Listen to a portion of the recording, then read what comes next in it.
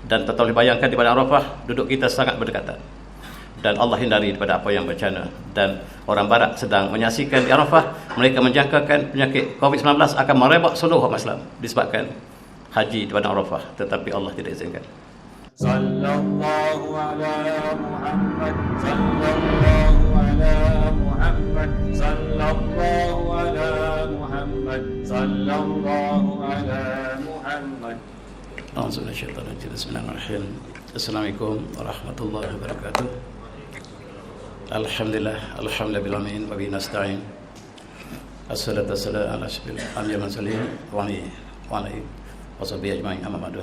Tuan Imam menyampaikan pengurusi muslimin muslimat yang dirahmati Allah sekalian. Alhamdulillah, dengan penuh kesyukuran kita sudah berada di bulan Zulhijjah. InsyaAllah lusa akan wukuf di pada Arafah.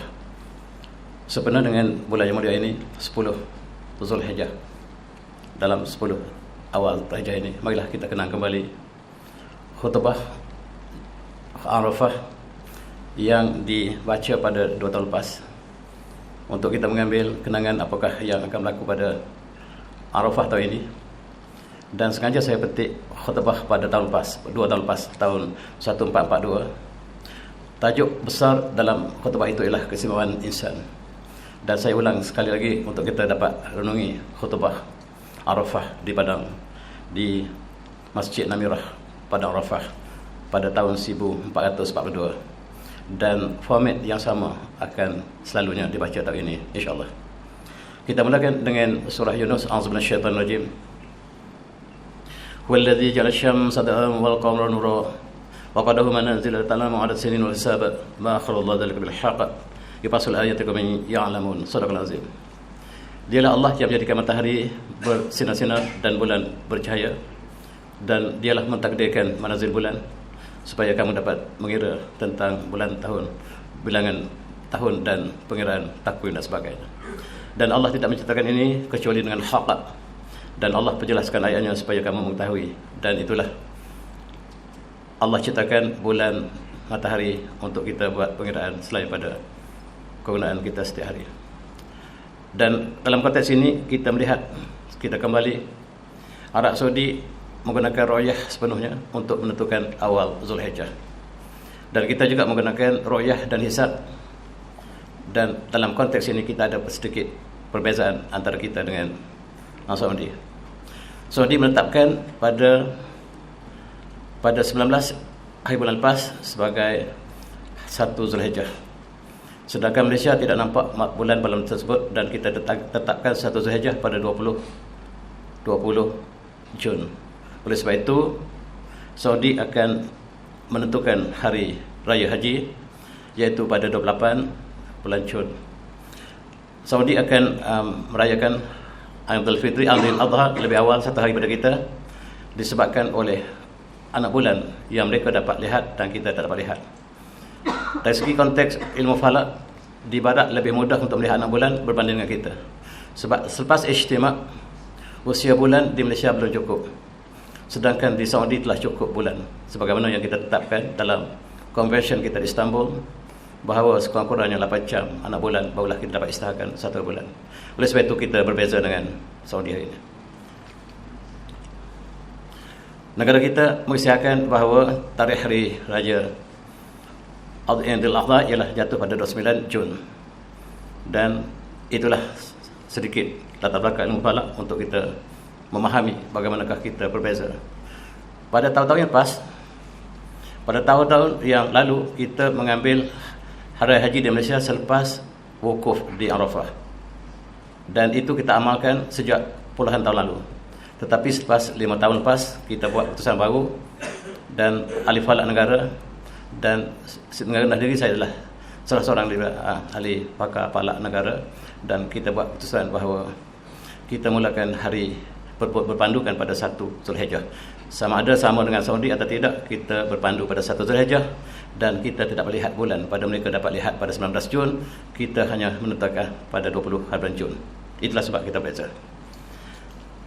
Para jemaah yang saya hormati, mereka akan mula hari wukuf yang besar ialah pada hari Sabi' wal Ishrin, 27 hari bulan Jun. Hari ini 25 ya. 2 hari lagi. Dan itulah hari besar kita.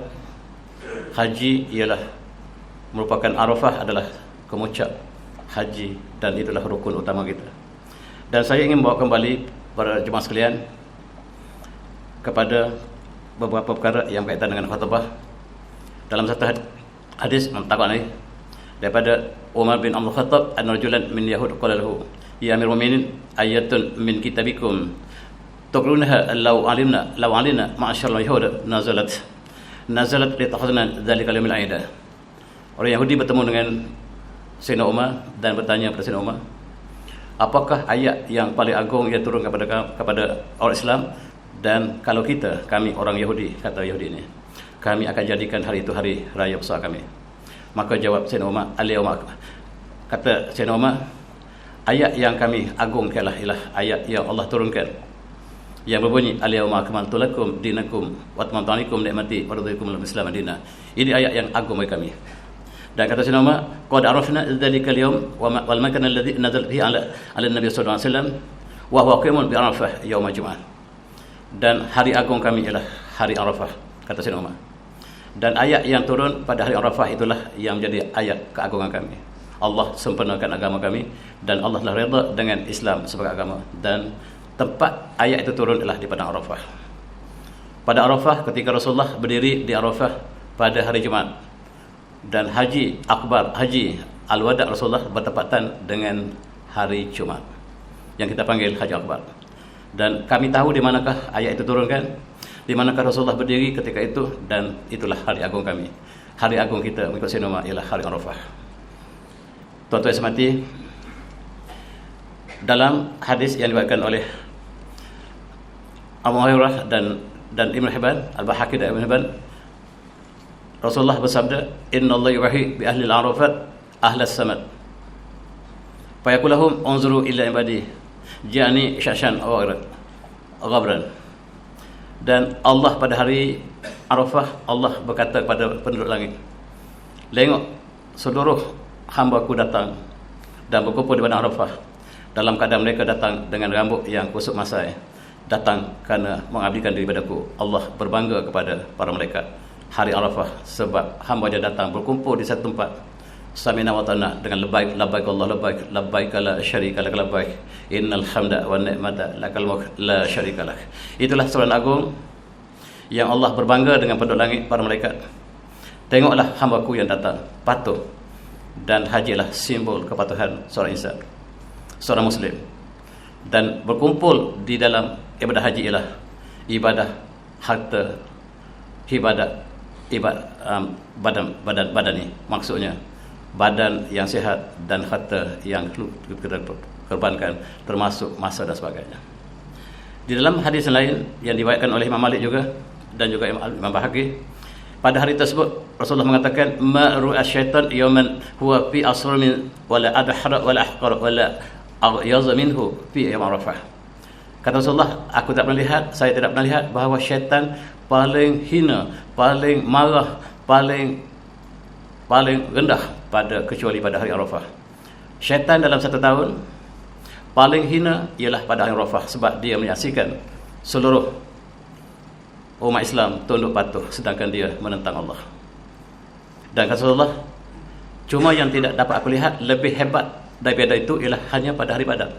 Pada hari Badar sajalah aku lihat bahawa annahu qad ra'a Jibril yaza malaikah, dan pada hari itu, pada hari Badar, peperangan Badar Kubra, aku lihat malaikat turun berduyun yang dipandu oleh malaikat Jibril. Dan keduanya ialah hari Arafah. Itulah pemandangan hinanya syaitan pada hari sepanjang satu tahun, iaitu pada hari Arafah, dan sebelum itu ialah pada peperangan Badar Kubra, riwayat Imam Malik. Di sinilah kita akan berkumpul di Masjid Namirah. Dan Rasulullah juga berkhutbah di sini dengan khutbah pengisytiharan kemanusiaan, pesanan-pesanan terakhir Rasulullah. Dan Rasulullah menyebut tentang harta, tentang darah perlu dihormati, kemuliaan perlu dihormati, wanita perlu dijaga, dan pesan-pesan terakhir Rasulullah dilakukan di sini. Kemudian masjid dibina dan kita sebut Masjid Namirah yang tidak jauh daripada Jabal Rahmah, dan disinilah tempat utama hari Arafah. Tapi sayang, orang Malaysia jemaah haji Malaysia diletakkan di hujung padang Arafah, dan kita tak dapat menyaksikan apa yang berlaku di kawasan Masjid Namirah. Itulah yang berlaku pada negara kita. Wallahu a'lam. Saya ingin mengambil berkongsi hari ini ialah tentang khutbah yang dibaca pada hari Arafah. Kita mengambil iktibar, dan bagi kerajaan Arab Saudi, khutbah pada hari Arafah ialah kemuncak dan ulama yang terbaik akan dipilih. Inilah dan senarai nama-nama khatib yang dipilih sepanjang beberapa 10 tahun lepas, mereka yang terbaik di kalangan ulama Saudi. Dan sebagai contohnya, pada tahun 1344 yang membaca khutbah ialah Syekh Abdullah Hussein Ali Syekh, Abdul Aziz Abdullah Ali Syekh, dan lain-lain. Maksudnya mereka memilih seorang ulama terbaik mereka untuk membaca khutbah, dan senarai lainnya adalah seperti yang berikut. Antaranya lah Abdul Aziz Bas, kemudian Abdul Rahman Sudais, dan lain-lain. Tahun lepas ada satu peristiwa yang mendebarkan. Seorang ulama dipilih, ulama agung Saudi dipilih, tetapi ditentang oleh seluruh ulama dunia. Barangkali saya tidak sebut apakah sebabnya, tetapi kontroversi telah berlaku pada tahun lepas. Mudah-mudahan tahun ini tidak berlaku lagi. Tahun lepas Malaysia setenang air di tasik, tidak tahu apa-apa yang berlaku di Arafah, tetapi orang Arab mengadakan protes terhadap khatib yang membaca khutbah di Padang Amirah, di Masjid Namirah, sebab peristiwa itu satu peristiwa yang paling agung dalam sejarah manusia dalam satu tahun, ialah khutbah di Padang Arafah. Pada tahun ini mereka memilih orang lain. Pada tahun ini, pada tahun 1442, yang dipilih ialah Syekh Dr. Bandar Abdul Aziz Balilah. Inilah orang yang membaca khutbah pada tahun 2 tahun lepas. Saya sengaja untuk berkongsi apakah yang dibaca oleh khutbah dalam bahasa Arab, dan ada terjemah dalam bahasa Inggeris. Izinkan saya gunakan dua bahasa ini untuk kita merasakan apakah yang berlaku pada hari Arafah dalam khutbah, dan kita sama-sama renungi apakah maksud khutbah 2 tahun lepas. Dan temanya adalah keistimewaan manusia. Kata khatib selepas permulaan muqaddimah kepada khutbah, dia mengatakan a'zamal insan at-tauhid, dan sebaik-baik ihsan ialah tauhid. Dia bercakap tentang ihsan, fala yu'badu siwallah, tidak boleh sembah selain Allah, wala yusalli illa lillah, tidak boleh melakukan ibadah solat kecuali pada Allah, wala yud'a hadun awairah, tidak boleh seorang berdoa kecuali pada Allah. Itulah yang menjadi tema kepada khutbah tahun tersebut. Dan dia juga membaca ayat temanya, a'udzubillahi minasyaitonirrajim, huwallazi khalaqakum min turabin tsumma min nutfatin tsumma min 'alaqah tsumma yukhrijukum tiflan tsumma litablu ashuddakum tsumma takunu syuhha wa minkum yatawaffa min qabl wa litablu ajalan musamma wa lakum ta'qilun. Dan ini ayat tema yang digunakan oleh khatib pada hari Arafah. Dan dialah Allah yang mencipta kamu daripada tanah, kemudian daripada nutfah, kemudian daripada 'alaqah, kemudian Allah mengeluarkan kamu sebagai bayi, kemudian kamu dibesarkan sehingga kamu mencapai tahap asyudah, kekuatan kamu, dan akhirnya kamu dijadikan syuha, orang tua. Wa minkum yatawaffa min qabl, dan sebahagian kamu diwafatkan oleh Allah sebelum itu, dan sebahagiannya oleh tabu ajalan musamma, dan sebahagiannya dilanjutkan kepada ajal yang tertentu, dan mudah-mudahan kamu berakal. Di sini Allah mengatakan wa minkum yatawaffa min qabl, dan sebahagian mereka diwafatkan sebelum itu. Ada seorang penceramah begini, dia mengatakan kita tak boleh gunakan wafat kepada selain pada Rasulullah. Allah menggunakan selain pada Rasulullah. Allah menggunakan yatawaffa, Allah mewafatkan seorang manusia sebelum datangnya hari tuanya, dan itu sebahagian daripada kalimah Allah. Dan penceramah itu mengatakan kita tidak boleh guna wafat selain pada Allah, kepada Rasul. Dan di sini Allah menggunakan untuk semua orang. Tuan-tuan yang semati, inilah antara isi khutbah. Izinkan saya baca dalam bahasa asalnya. Kaifa yaftuna al-insan in bidabillah wa huwa subhanahu qad ahsana ila al-badal wa fadala alaihim bi sunufil an-ni'am wa haythu awjahum min al-adam wa asbagha alaihim al-farad wa alaihim. Dan bagaimanakah kita tidak melakukan kebaikan kepada Allah, menyembah Allah, sedangkan Allah melakukan kebaikan kepada kita. Allah melakukan ihsan kepada kita, dan dialah yang memberikan kita segala nikmat, yang menjadikan kita daripada tidak ada kepada ada, dan memberikan segala keperluan kita, dan memberikan pemimpin dan sebagainya. Dan dia terus membaca ayat Quran, alam taru anna Allah sakharakum ma fis samawati wa ma fil ardi wa asbaghakum limahu wa zahiratan wa batinah. Dan apakah kamu lihat bahawa Allah permudah kepada kamu seluruh apa yang ada langit dan bumi, dan Allah permudahkan segala langit dan bumi untuk kamu. Wa asbaghakum ni'mahu zahiratan wa batinah, dan Allah telah menyempurnakan nikmat kepada kamu yang zahir dan batin. Dan khutbah ini penuh dengan ayat Quran. Laqad khalaqnal insana fi ahsani taqwim, dan kami ciptakan manusia sebaik-baik kejadian. Fatabarakallahu ahsanul khaliqin, dan Maha Suci Allah sebaik-baik pencipta. Dan khatib mengajak kita untuk merenung sejarah diri kita.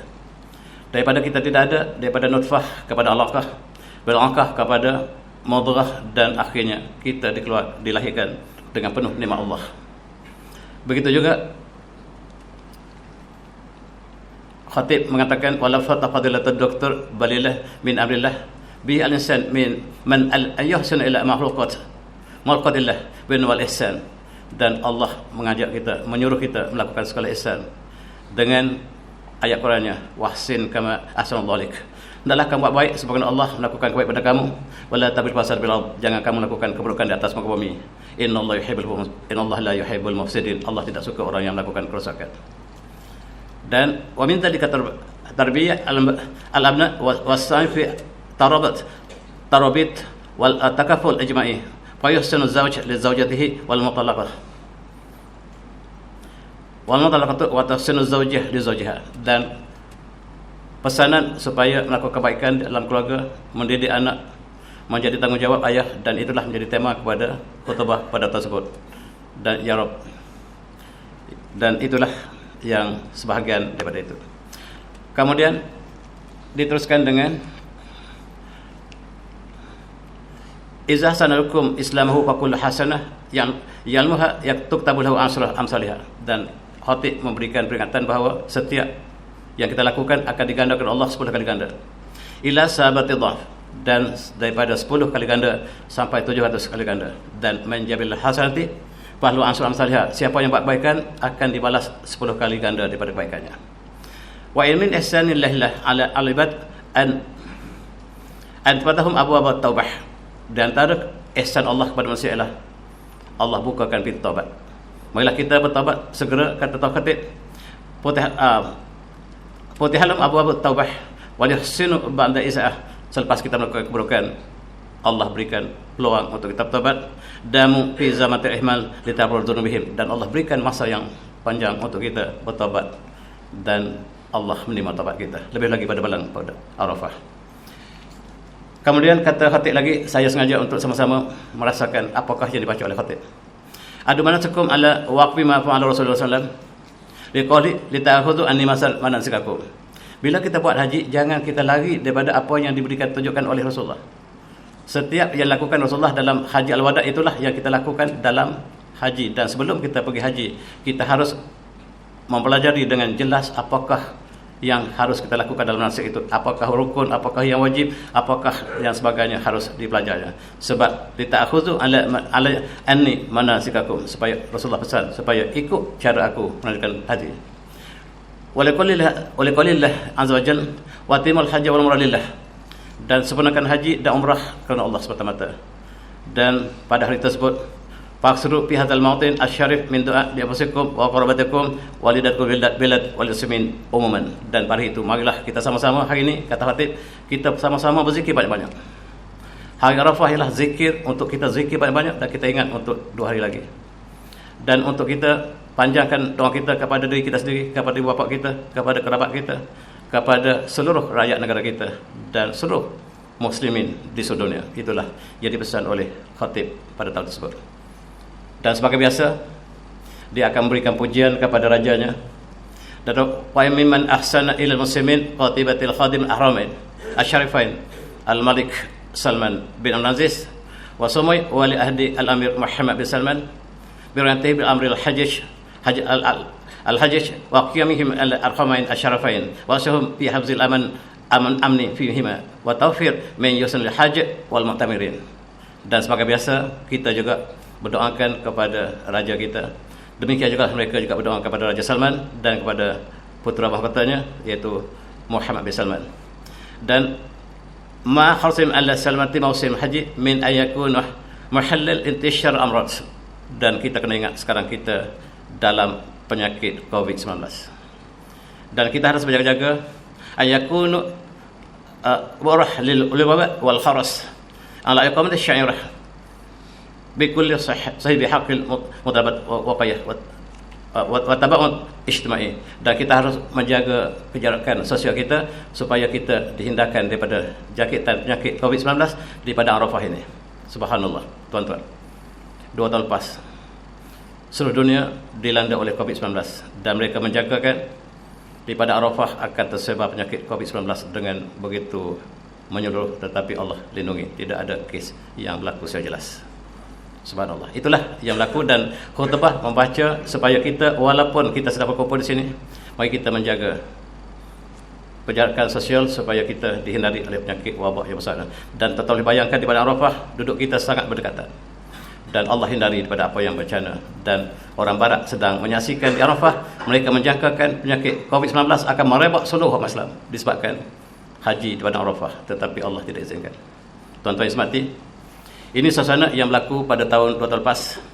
Kita bersyukur pada ini. Pada tahun ini orang Malaysia tidak dibenarkan untuk naik haji. Dan apakah yang berlaku di sana, inilah saya paparkan.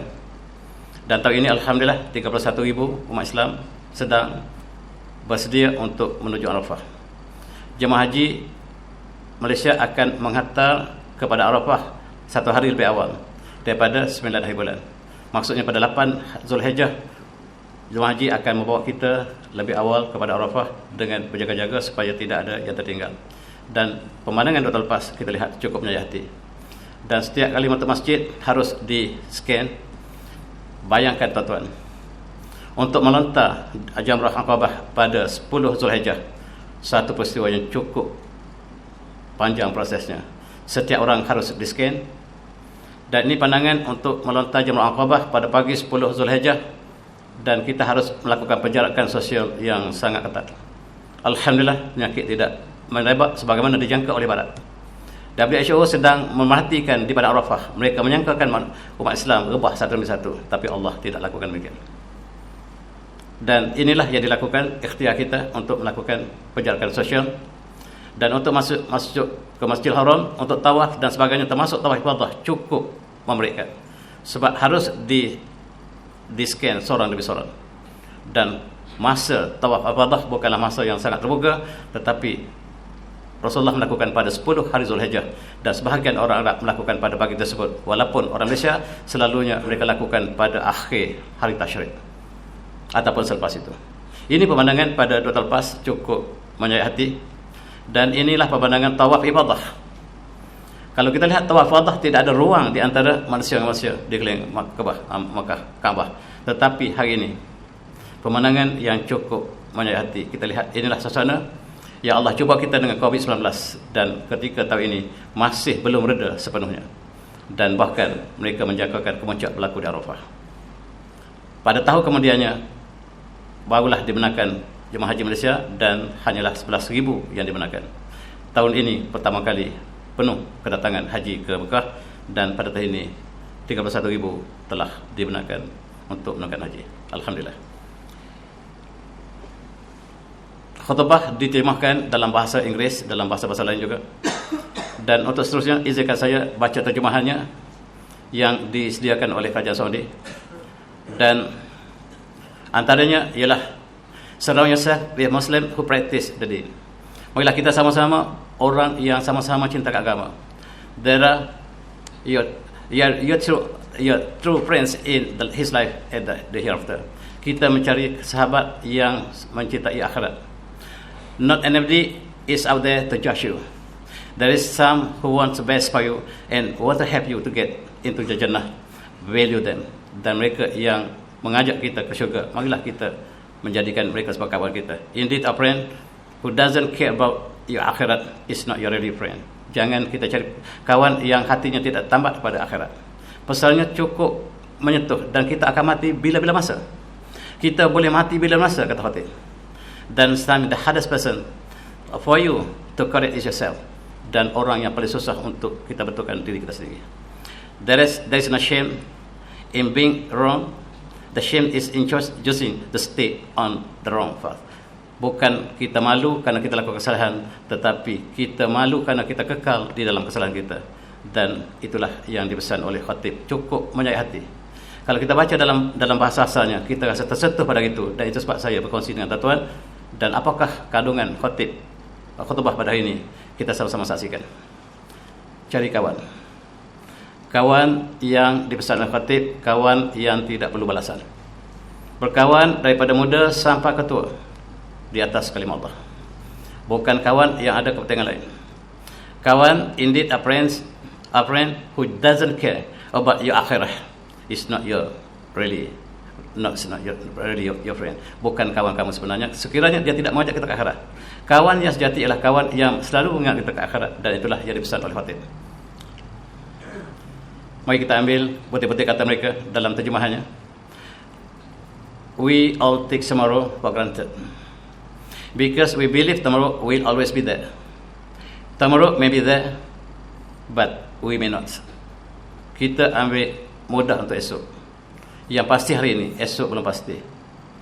Hari ini menyambung semalam, esok disambung oleh hari ini, disambung semalam dengan esok. Tetapi esok akan datang, tetapi mungkin kita tidak ada lagi. Death could be tonight. Mati boleh datang malam ini. In the next hour, the next second, yet we live as if we still have so many years to live. Tetapi kita selalu lupa. Kita sangka kita boleh hidup selama-lamanya. Kita boleh hidup dengan masa yang lebih panjang. Sedangkan kematian boleh datang malam ini. Boleh datang sekarang ketika di padang Arafah. Sebab ketika itu kematian boleh berlaku di luar negara. Orang mati seorang demi seorang sebab COVID. Tetapi dia juga beringat kita boleh mati sekarang. Sebab kita berada di padang Arafah dan penyakit sedang melanda dunia. Tetapi alhamdulillah rekod dikatakan tidak ada yang mati kerana COVID di padang Arafah.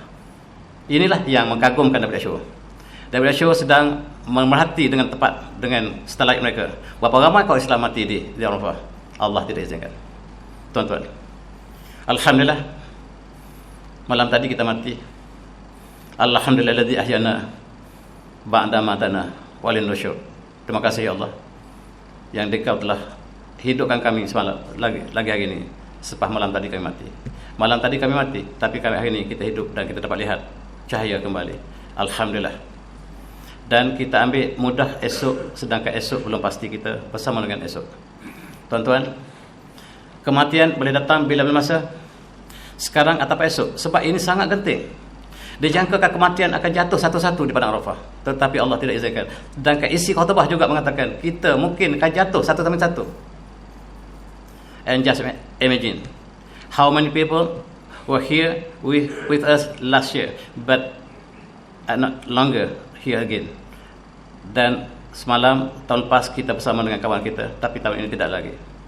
Dan sejak lepas kita akan bersama kawan, barangkali lepas ini kita tak bersama kawan lagi.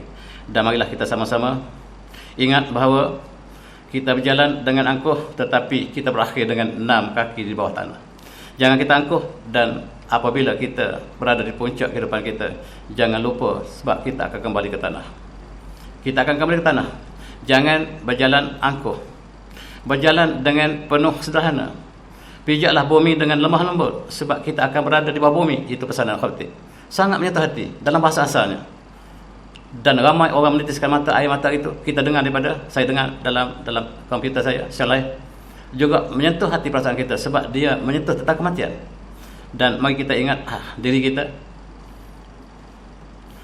Rubbama al-maut yaqtarbu minni wa ana la ashrubih. Kematian sedang menuju pada kita dan kita tak merasa apa-apa. Litaufiqillah ya Allah fi saqatil mati.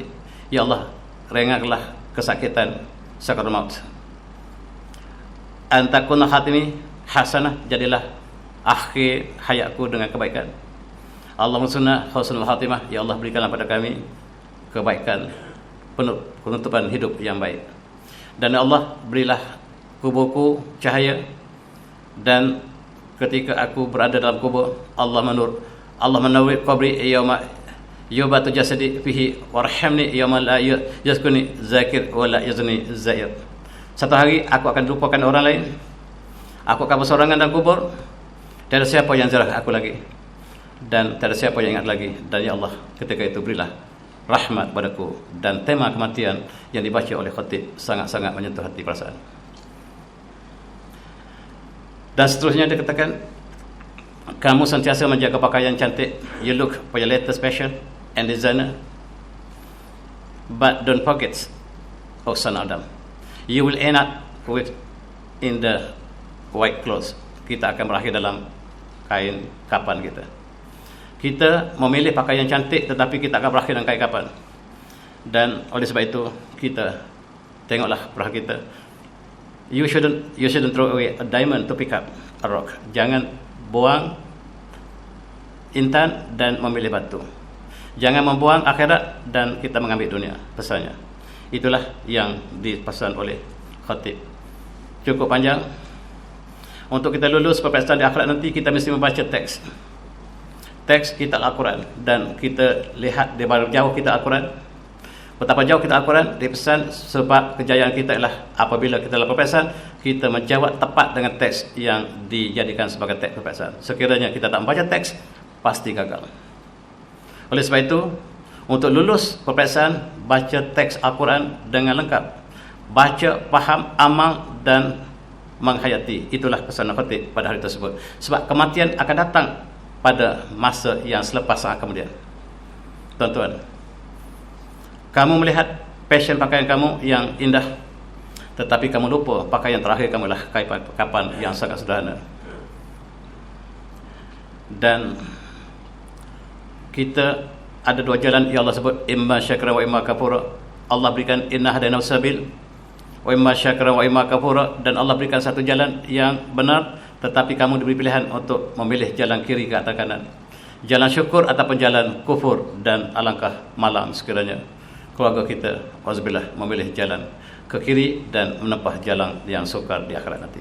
Itulah yang dilakukan. Jadi Al-Quran sebagai sahabat setia kita sepanjang zaman, sepanjang masa. And make the Quran your companion and a part of your life. Dan sentiasa jadikan Al-Quran dalam semua hidup kita. The Quran is like a friend. The longer the friendship lasts, the more you will know the secret. Dan semakin lama kita membaca Quran, lagi banyak kita tahu rahsianya. Don't praise me because I'm on my deen, but pray for me because I have faults which you have not seen. Itulah pesannya. Dan innallaha yuhibbul mutawwabin, innallaha yuhibbut tawwabin wa yuhibbul mutahhirin. Allah cintakan orang yang bertaubat dan orang yang membersihkan diri mereka. Innallaha qabala tawbah al-amdu ma lam yuwar. Dan Allah akan terima taubat kita sebelum nyawa berada di kerongkong. Wa yabqullah hina la yabqa ahadan.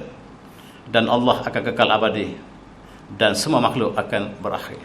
Dan kita jadikanlah dunia inilah sebagai tempat kita tanaman, dan kita akan menuai di akhirat nanti. Allahumma anta rabbi la ilaha illa anta khalaqtani wa ana ala ahdika wa ahdika masattu a'udzuka min syarri ma sanatu abu laka bi ni'mati. Aku iktiraf segala nikmatmu ya Allah. Alayya wa abu'u bil dzambi. Aku akui segala dosaku ya Allah. Faghfirli, ampunlah dosaku. Fa innahu la yaghfiru dzunuba illa anta. Tidak ada siapa yang dapat mengampunkan dosa kecuali Engkau ya Allah. Dan dalam satu hadis Rasulullah berpesan supaya kita berkawan dengan orang yang baik. Inna masalul jalis as-salih wal jalis as-su' kamal hamisk. Rasulullah mengatakan wa nafikhal kir. Perbezaan kita berkawan dengan orang yang baik dengan orang yang jahat, seperti kita berkawan dengan penjual kasturi dan kita berkawan dengan pembakar besi yang tukang besi. Adapun kita berkawan dengan penjual misk ataupun kasturi, barangkali dia bagi colik pada kita satu, dan kita dapat kebaikan. Dan boleh jadi kita boleh beli dengan dia, dan kalau kita tak beli pun baunya cukup harum. Itulah sahabat. Kalau kita berkawan dengan dengan tukang besi yang sentiasa mengembus apinya, sama ada akan membakar baju kamu sebab dia akan percik apinya. Amma tajrih khabisah, ataupun sekurang-kurangnya kita dapat bau yang busuk daripada pekerjaannya. Dan itulah sahabat yang dipesan Rasulullah dalam hadis yang mulia ini. berhati-hati memilih sahabat.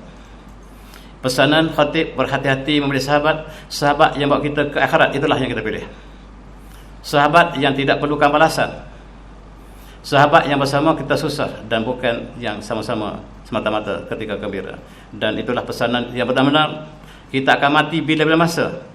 Barangkali lepas khutbah ini, sebab ketika itu sangat-sangat genting suasana, dan itulah suasana yang berlaku pada tahun 1442.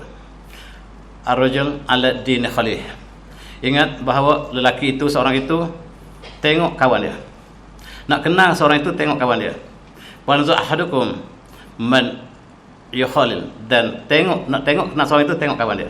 Siapa kawan dia? Itu kita boleh kenal dia.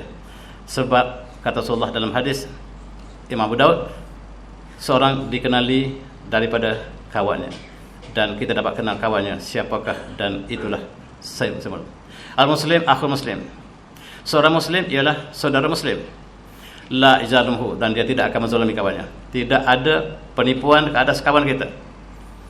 Dan seorang mukmin tidak akan menzalimi mukmin lain. Dan kalaulah kita dizalimi, maksudnya perkara itu tercabar. Sama ada kita benar-benar Muslim ataupun kita benar-benar mukmin. Sebab bila kita menzalimi, menjual barang dengan cara yang tidak benar dan sebagainya, maka itu menunjukkan Muslim kita tercabar. Dan tidak boleh kita menzaliminya. Wa man kan fi hajati akhihi kana Allah fi hajatihi. Kalau kita menyempurnakan hajat seorang kawan kita, Allah akan menyampaikan hajat kita. Wa man farraja an muslim karbah farrajallahu anhu karbah. Dan kita menolong kawan kita untuk menyelesaikan satu bala, dan Allah akan menyelesaikan satu bala untuk kita. Man karbati yaumul qiyamah, pada hari kiamat nanti. Wa man satara musliman satarallahu yaumul qiyamah. Siapa yang menutup keburukan sahabatnya muslim lain, Allah akan tutup keburukan kita. Dan sekarang zaman mendedahkan keburukan orang lain. Sekarang zaman mendedahkan keburukan orang lain dalam semua media, dan mengambil hadis ini, segera kita menutup kelemahan, kesalahan, keburukan orang lain, Allah akan tutup keburukan kita di akhirat. Dan subhanallah, kawan yang ikhlas daripada kecil sampailah tua. Kawan yang ikhlas sukar dicari daripada kecil ke tua, yang tidak perlukan balasan. Innal mu'mina lil mu'minin kabunyan. Seorang mukmin dengan seorang mukmin lain seperti satu bangunan. Yasud banduhu bandha, satu menguatkan yang lain. Wa syabbaka asabahu, dan Rasulullah buat macam ni. Mukmin dengan mukmin seperti satu bangunan yang kuat menguatkan, dan Rasulullah buat seperti ini. Dan tuan-tuan, iza habarajulu akhahu falyakhbirhu innahu yuhibbuhu. Dan kalau kita sayang pada seorang, beritahu, saya sayang anda, saya sayang pada saudara.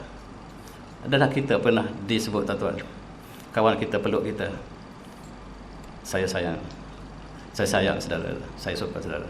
Apakah kita pernah dapat pujian seperti sebab Rasulullah sebut, kalau kita sayang, beritahu dia, saya sayang demi kerana Allah, bukan kerana selain pada Allah. Iza habarajul akhahu falyakhbirhu annahu yuhibbuh. Dan Rasulullah sentiasa beritahu sahabatnya, dia sayang pada sahabatnya.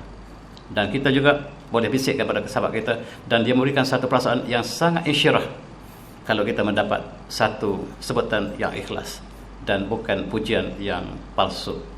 Tuan-tuan, mari kita lihat sejarah kita. Tajuk ialah sejarah diri kita. Khutbah memperingatkan kita akan mati bila masa. Kita dilahirkan oleh ibu, menjadi bayi, menjadi kanak-kanak, menjadi dewasa, tua dan mati. Tetapi Allah mengatakan ada sebahagiannya yang tidak lengkap pusingan hidupnya, akan dimatikan bila masa. Dan ada yang dilengkapkan sampai hari tuanya, sampai dia tidak tahu apa yang dia pernah tahu, yang dia sudah jadi nyayuk. Dan itulah fitrah ciptaan Allah. Tuan-tuan, ingat, kita asalnya daripada satu sel yang hina, mimma immahin, satu titis air yang sangat hina. Inilah asal kita. Dan Allah ciptakan daripada sel yang satu, sel yang kedua, ketiga, dan seterusnya, sehingga kita menjadi mudrah, menjadi alaqah mudrah, dan akhirnya kita tergantung di atas rahim ibu kita.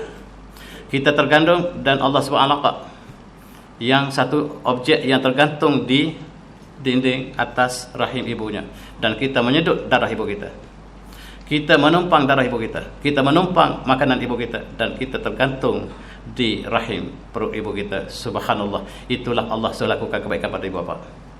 Ibu mengandung kita dalam masa yang sangat susah, 30 bulan dengan menyusu dan mengandungnya, dan akhirnya kita membesar dengan penuh kasih Allah, dan kita dilahirkan.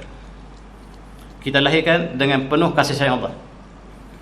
Dan Allah mengatakan, ya ayuhan nas ma gharraka bi rabbikal karim alladzi khalaqa fasawwaka fa'adalak fi ayyusatin ma syaa rakkabak. Wahai manusia, apakah yang menipu kamu kepada Allah yang Maha Mulia? Allah lah yang mencipta kamu, menyempurnakan badan kamu, dan memberikan bentuk kamu yang sebaik-baiknya. Fi ayyusatin ma syaa rakkabak, dan di atas apa bentuk yang Allah ciptakan untuk kamu. Ini rupa kita dalam perut ibu. Tidak ada apa-apa kelebihan, hanyalah satu darah yang seperti cacing. Itulah kita. Kemudian Allah bentukkan bentuk kita, lahir dengan penuh kasih sayang Allah, menangis, menjerit, sebab dia sangka di sini tempat yang luas. Rupa-rupa yang dunia yang kita sampai ini lebih luas daripada rahim ibu kita. Kita terperanjat dan beri azan di telinganya supaya dia dengar kalimah Allah yang pertama. Ini pesan khatib. Allahu Akbar, Allahu Akbar. Kita bagi pesan kepada dia, takut dia lupa bahawa dia dilahirkan dengan rahmat Allah. Kamu hamba Allah. Kemudian kamu hidup di bumi Allah, menghisap oksigen Allah, menggunakan air Allah, rezeki Allah, matahari Allah, dan kamu harus tadbir bumi Allah ini dengan kehendak Allah. Jangan-jangan kamu lupa. Jangan-jangan kamu lupa bila kamu besar nanti, kamu ambil selain pada ciptaan Allah, selain pada Allah untuk tadbirkan bumi Allah. Benar, lupa. Bila sudah besar, ambil undang-undang Kristian untuk jadi undang-undang negara. Mengambil sistem riba untuk jadikan sistem negara. Kita lupa tadi di azan bahawa kamu dilahirkan dengan rahmat Allah. Dan hidup imma syakiran wa imma kafura. Hidup bersyukur dengan ciptaan Allah yang Allah lahirkan kita dengan penuh rahmat, ataupun hidup lupa jalan. Alhamdulillah kita golongan tua, tuan-tuan.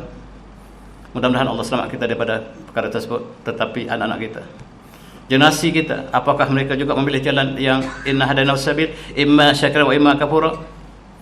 Mereka lupa jalan kembali, tuan-tuan. Mereka lupa jalan kembali. Di universiti pun mereka ada pesta sekarang. Tempat menuntut ilmu telah dicemari dengan konsert dan sebagainya. Cukup memalukan. Dan hidup kita hanyalah untuk dunia semata-mata. Dan kita ada Coldplay yang bakal kita bawa ke sini. Kita hidup hanyalah untuk dunia. Membuang diamond, mengambil batu. Meninggalkan akhirat, mengambil dunia. Dan itulah yang dipesan oleh khatib.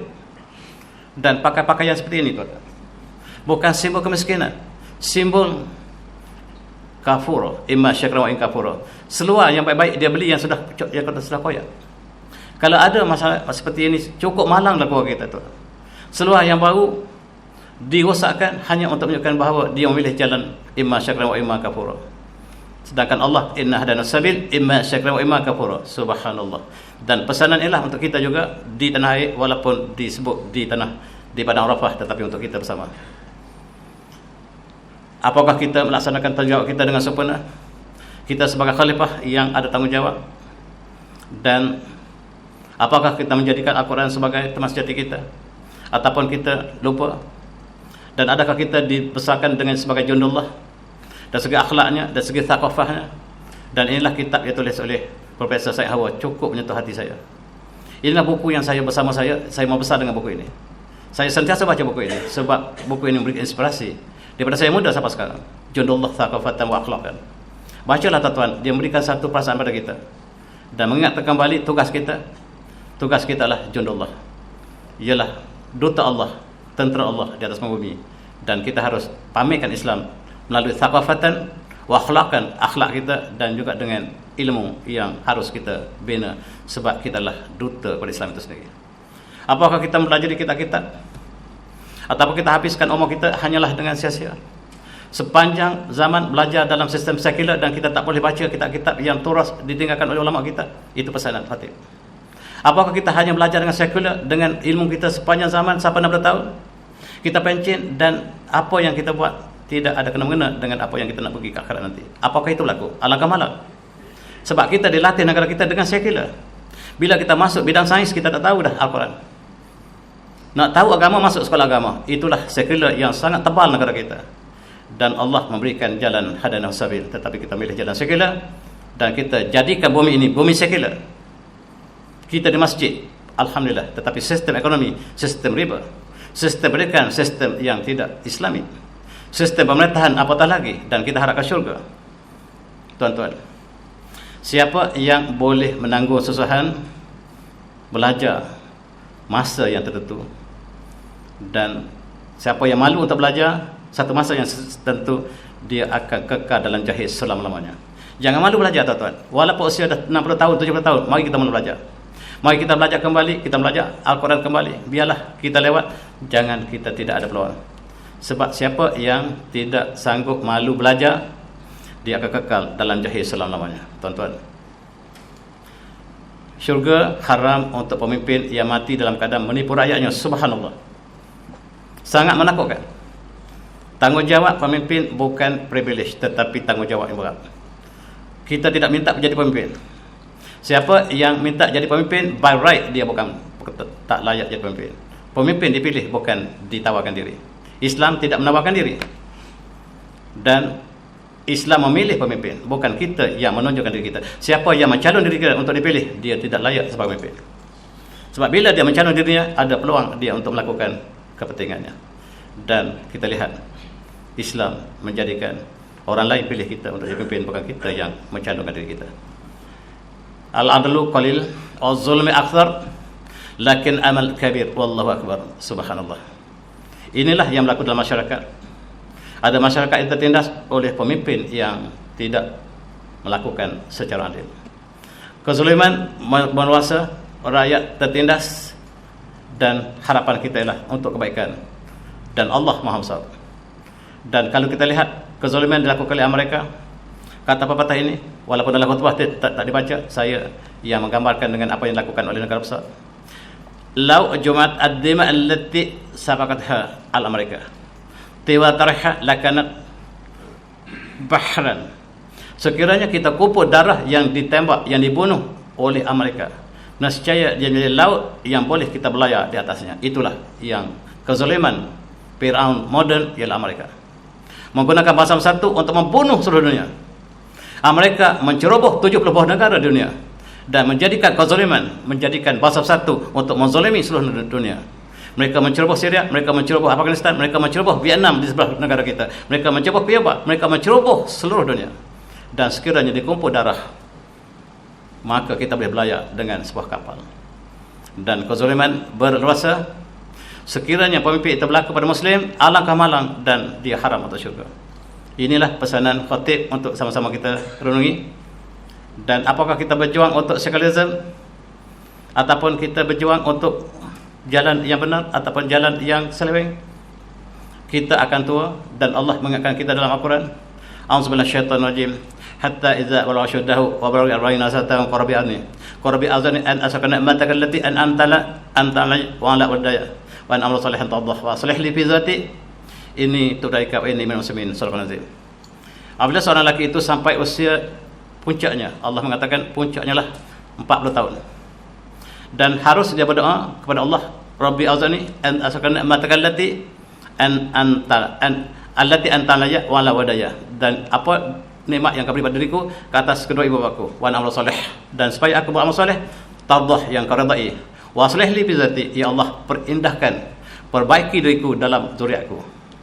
Kadang-kadang kita dibenci oleh zuriat kita sendiri, kadang-kadang kita dibenci dalam keluarga kita sendiri, kita berlindung daripada itu. Kadang-kadang generasi kita yang akan datang membenci kita sebab kita bersama kezaliman ketika kita hidup dulu. Generasi kita menyebut kita dengan kezaliman sebab kita sebut pada moyang kita dulu yang bersama dengan penjajah.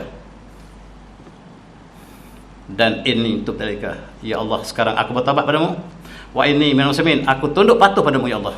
40 tahun usia bertaubat, 40 tahun hijrah ataupun 38 misi, dan usia umat Muhammad adalah di antara 60 hingga 70 tahun hijriah ataupun 58 hingga 68 tahun masih. Rasulullah wafat ketika baginda 63 tahun ataupun 59 tahun ataupun 60 tahun masih. Tuan-tuan, dulu handsome, perkasa, sekarang sudah tua. Dan ingat kembali, kita akan kembali dari segi saintifik, usia 40 tahun otak kita mula, badan kita mula menurun, kemuncak 40 tahun. Dan 40 tahun itu Hijriah sama dengan 39 tahun Syamsiah ataupun Masih. Kata saintifik, usia kita mencapai 40, kita mula kemuncak dan kita mula turun. Dan DNA kita sudah mula memendek. Doktor dapat lihat usia kita turun. Kita tak tahu usia kita. Tetapi dengan pemendekan telomere ini, kita dapat lihat usia kita semakin mengecil. Di hujungnya dia hilang. Sikit-sikit hujungnya. Dan akhirnya DNA kita menggambarkan usia kita. Tuan-tuan semati, kita akan sampai usia yang tua bangka. Tuan-tuan yang disampaikan usia ini dengan keadaan sihat, alhamdulillah. Dalam keadaan yang bahagia, alhamdulillah. Sebab ada ramai orang yang tidak bahagia, yang ditinggal keluarga, yang tersedai di rumah orang tua lebih malam. Anaknya bukan tidak ada, anak 3 orang, tapi masing-masing menghantar ibunya ke rumah orang tua cukup malam. Bila mendengar ibunya telah meninggal, mereka segera bertiga-tiga berjumpa di rumah mayat dan bertengkar apakah harta yang peninggalan si ibu yang masih ada. Mereka bertengkar di bilik mayat. Itu keluar dalam akhbar kita. Mereka bertengkar selepas mereka tinggalkan ibu mereka di rumah orang tua. Alangkah malangnya. Dan ini hidup masyarakat. Tuan-tuan pergilah ke Kajang, ke Taman Sekamat. Bagaimana kaum orang tua ini? Saya pergi dengan pelajar saya semasa dulu, jumpa dengan seorang tua, Pak Cik. Pak Cik ada anak tak? Ada. Sekarang kat mana Pak Cik, anak Pak Cik? Saya tak tahu. Dulu saya sangat miskin, kata Pak Cik tu. Saya dengan anak saya, bila saya balik kerja, anak saya masih kecil, isi saya tinggal anak atas rumah, menangis, umur 2 bulan. Isi saya benci pada saya miskin. Isi lari selepas melahirkan anak saya, anak lelaki saya. Saya bela dia sampai usia masuk universiti UKM, satu universiti di Malaysia. Lepas tu bila dapat kerja, dia kahwin. Dia sayang pada saya, tetapi isterinya benci pada saya. Saya pegang, gelas jatuh, pecah. Gelas itu dia beli mahal, isterinya beli. Dia nasihatkan anak saya, hantar saya orang tua. Saya tak tahu. Satu hari, ayah, mari kita pergi Kuala Lumpur. Ya, pergi. Ayah tunggu sini kat stesen Kajang, kat stesen bas Kajang. Ayah tunggu sini ya, saya datang petang ni ambil ayah. Saya ada hal sekarang. Okey, tunggu. Petang tak datang, esok tak datang, sebulan tak datang. Dia tinggal ayah di situ dan dibawa ke rumah orang tua. Kemudian kita jumpa dia menangis. Bukan anak saya tak ada. Tapi dia sayang pada saya. Saya tahu dia sayang, tapi isteri dia tak sayang pada saya. Sebab saya pecahkan gelas dia. Itu nasib kita, belum pasti tuan-tuan. Anak yang kita asuh. Kalau kita asuh, saya kira apakah yang kita harapkan? Tuan-tuan, akhirnya kita akan berakhir di sini. Allah mengatakan, "A'udzu minasyaitonir rajim." Setiap jiwa akan merasa kematian. Wa innama tuwaffawna ujurakum yaumal qiyamati wa man zahana nar wa dar jannata faqad faz wa mal hayatun illa mata'ul ghurur. Setiap jiwa akan merasakan kematian. Sesungguhnya akan disempurnakan setiap amalan kita buat di akhirat nanti. Wa man zahana nar, siapa yang dihindar daripada neraka, wa dar jannata, dan masuk dalam syurga, faqad faz. Allah tarikkan kejayaan, maka dia orang berjaya. Berjaya ialah apabila kita bebas dari neraka dan Allah masuk syurga, maka Allah mengatakan itulah maksud kejayaan. Wa mal hayatun illa mata'ul ghurur, dan kehidupan dunia ini semata-mata ialah kesenangan yang menipu. Bukan kita kata, Allah yang sebut. Kita akan berakhir dalam kain yang sangat sederhana, kain putih. Dan ketika itu jiwa pun berkata, Allah merakamkan antakun nafsun ya hasata ala ma fartu fi jamillah wa in kuntu minas sakhirin. Alangkah malangnya jiwaku, alangkah malangnya aku, sebab aku telah meninggalkan segala peluang untuk aku lakukan kebaikan, sedangkan satu masa itu aku sihat, aku tak lakukan kebaikan. Antakula annallaha kadani lakuntum minal muttaqin, dan kita berangan-angan ketika nyawa sudah berada di sini, mudah-mudahan Allah berikan petunjuk padaku, sedangkan kita tidak berusaha kepada itu.